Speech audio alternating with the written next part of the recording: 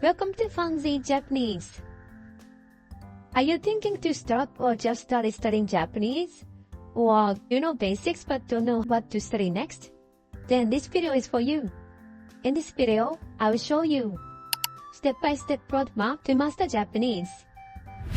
I'm gonna explain 5 phases from zero knowledge to be fluent and talk about exactly what to study. Then let's start!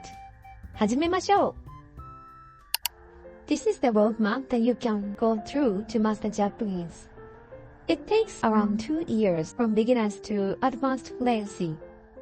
For 4th to 3rd months, foundation building.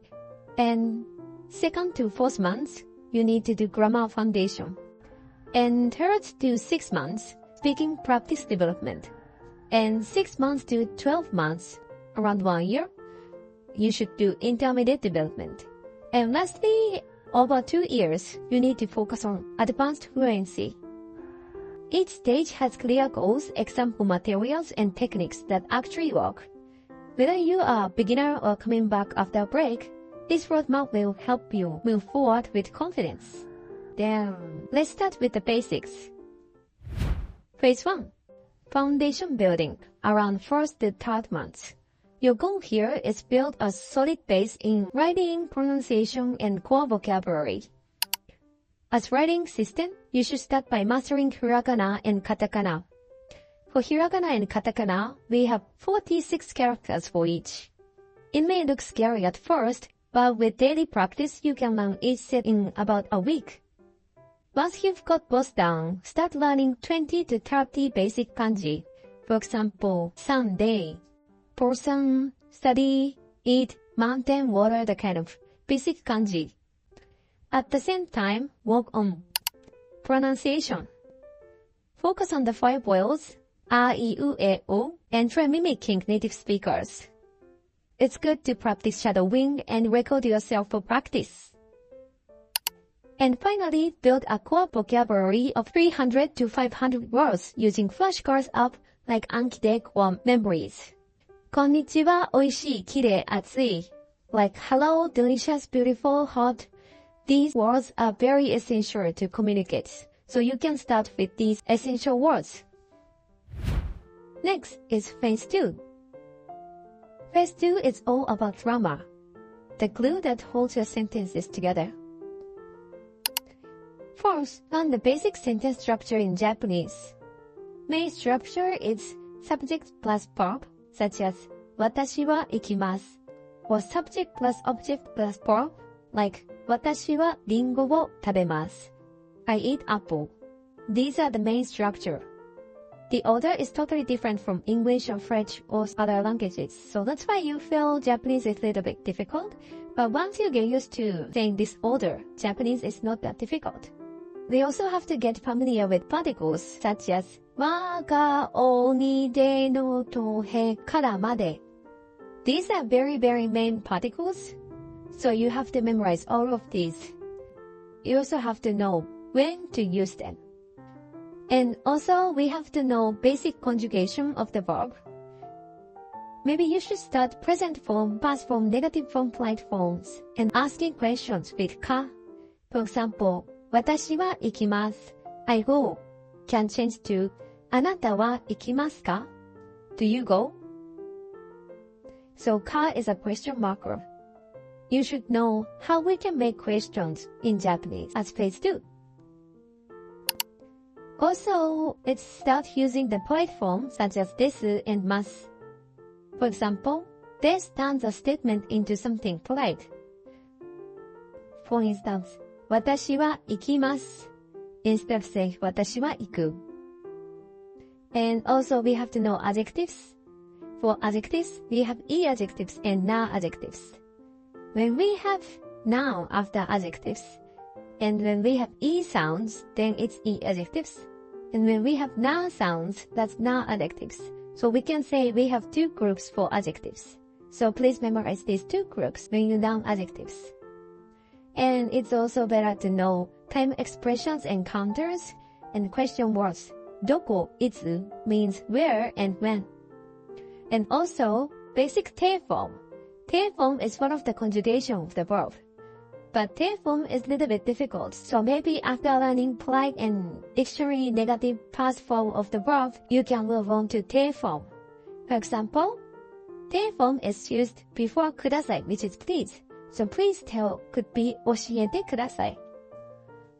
In 2 to 4 months, you should know these essential grammar. In my channel, I have many videos for this phase 2 grammar foundation, such as conjugation of 10 basic verbs, master particles, their form of verbs, and also for adjectives. And the link are in the description, so if you're interested, please check it out. わかりましたか? Okay, next, phase 3. Now it's time to speak. Don't wait until you are fluent. Speaking from the beginning. So start by talking to yourself in Japanese. For example, I'm eating breakfast. 私は朝ごはんを食べています。I'm going to work. 私は仕事をします。You should try to speak in Japanese, not your native language, for yourself. This is very important to speak by yourself when we learn languages. You can also go to YouTube and shadowing native speakers, and also reading aloud from text. For example, you can buy some textbooks, or like you can buy some magazine, manga, and you can try to read aloud, not only reading. And you can also use online services such as Preply or italki to converse with somebody. When you converse, you should do basic exchanges, greetings, introduction, or like you should talk about daily topics, whether hobbies, express opinions, preferences. I like blah blah blah. My hobby is blah blah blah. 私はサッカーが好きです。or 私の趣味はサッカーです。And maybe you should try to describe past events or future plans for the weekend, for instance. If you can talk about this, that means you can communicate in Japanese. In order to speak, of course, listening is very, very important. So you can start from beginner-friendly resources like Slow Japanese YouTube, and also progress to natural speech materials. Later, you can practice active listening, or maybe you can change the speed to faster. Please focus on meaning and context when you listen Japanese so that you can memorize the words and the sentences, phrases in Japanese. Even 5 to 10 minutes a day can make a huge difference. So please hang in there. Okay, next, as phase 4. In phase 4, focus on more complex grammar, like conditional forms. For example, as advanced grammar, たらならと、もし雨が降ったら、たら means if, so もし雨が降ったら means if it rains. We can also practice giving and receiving verbs, such as あげる、くれる、もらう. For instance, 彼に本をあげる. I give a book to him. 彼から本をもらう. I receive a book from him. So あげる means give something to somebody, and もらう means receive or get something from somebody. So あげる and もらう is opposite.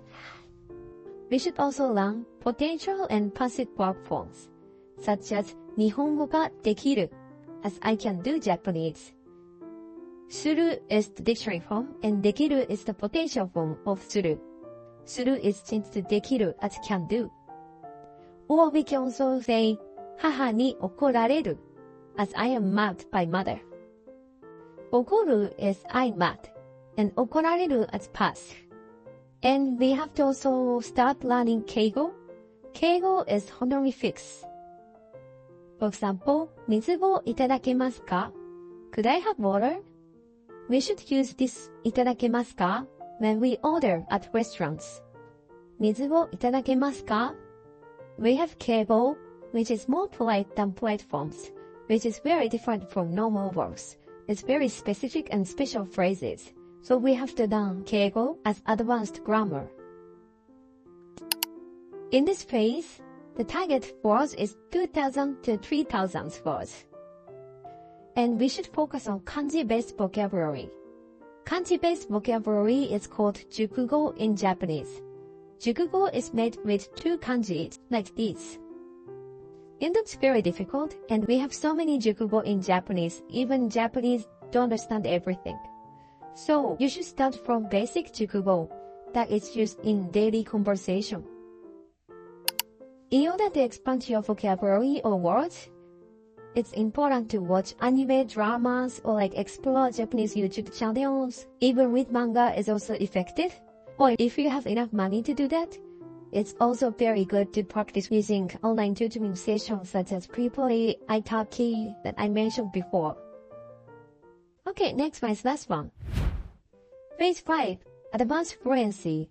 This is over 2 years. In this phase, start exploring natural and casual speech, slang, and cultural expressions. Example of casual speech is だよね means right. Instead of saying そうですね, you're right. Japanese usually say だよね. And examples of slang is マジで as seriously or やばい oh no. マジでやばい are especially used in young generation. It's very important to switch between formal and casual speech depends on the situation. For example, at the restaurants, we should use そうですね not だよね. Because at restaurant in Japan, we have to use polite form, not casual form, to the restaurant staff. And we also have to know business Japanese if you would like to work in Japan. For example, お世話になっております. Thank you for your continued support.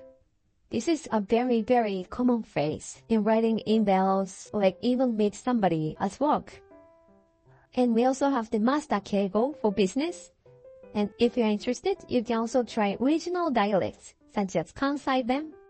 Kansai Ben is a dialect in Kansai area, such as Osaka and Kyoto. For example, they say めっちゃ as very instead of saying とても, めっちゃ. And おおきに as thank you instead of ありがとう. おおきに. So maybe if you go to restaurant in Kyoto, you will hear おおきに as thank you. And lastly, it's also important, cultural understanding. Especially Japanese people, feeling is very different from Europeans or American people. Sometimes we use indirect communication styles, not direct. So we try to hide our emotion and try to be nice. And it's also important to know how we should act or what kind of words we should use at temples or shrines or tea ceremonies. When we learn languages, it's important to know cultural custom and etiquette. So please imagine real-life situations when you study Japanese. I know this seems very difficult, but please focus on 20% of language that gets you 80% of real-world results. Keep your daily practice short, consistent, and fun. Fun is the most important thing when we learn languages. So, that's the complete roadmap to learning Japanese from absolute beginner to fluent speaker. Which phase are you in right now? Let us know in the comments. And in my channel, I have many videos for this phase 2 grammar foundation, such as conjugation of 10 basic verbs, master particles, 10 form of verbs, and also for adjectives. And the link are in the description, so if you're interested, please check it out. That's all for today's video. Hope you learned how to start Japanese learning and also how to restart Japanese learning. If you have any questions, please write a comment. And also, it would be appreciated if you could like this video and subscribe this channel. Then see you at the next video. Bye bye! さようなら!